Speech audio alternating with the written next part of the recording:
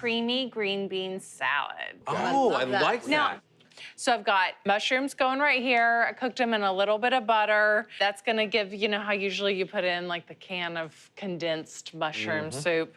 And now I'm gonna add to it my celery. I want the celery to still have some bite to it. That's why I'm putting it in after the mushrooms.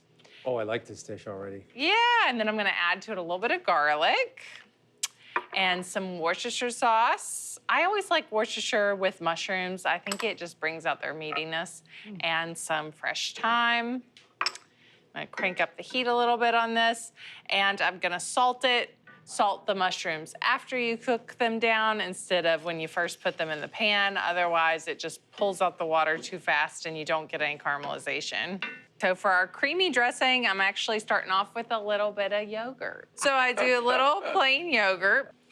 And I've got my mayonnaise and some Parmesan cheese. It's gonna be good. Okay. It's gonna be good.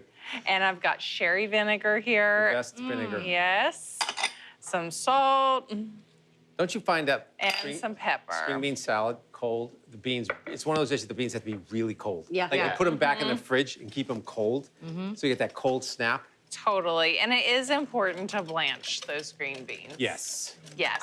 So I took my mushroom celery mixture out of the skillet and I spread it onto a sheet pan so that it would cool off more quickly. I've got my dressing already here and I'm gonna go ahead and put these green beans straight in. All right, so green beans go in. Now you see after I blanched these green beans, I put them onto a paper towel lined pan so any extra water gets absorbed because water's really the enemy in a salad.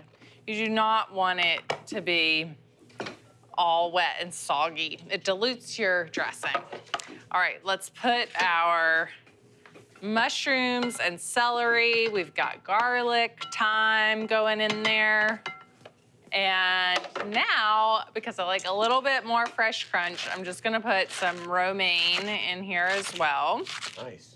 Yeah, I like this fresh moment and having the tang of the yogurt and the sherry vinegar. I think it really just wakes everything up on Thanksgiving. And I'm just gonna toss all the dressing, Just throw get it nice and coated, and we're just gonna get it all covered. I like Parmesan cheese in there. What do you usually have on a green bean casserole? Do it. Do it. Well, you got some almonds, so let's yeah, put I like those. that. Oh, really? I've never had that on a Yeah, green bean I casserole. like little almonds, and you always have the crunchy fried onions. That's what I'm talking about. Yes, so get those right on there. So it's all the elements of the green bean casserole, but made really fresh tasting.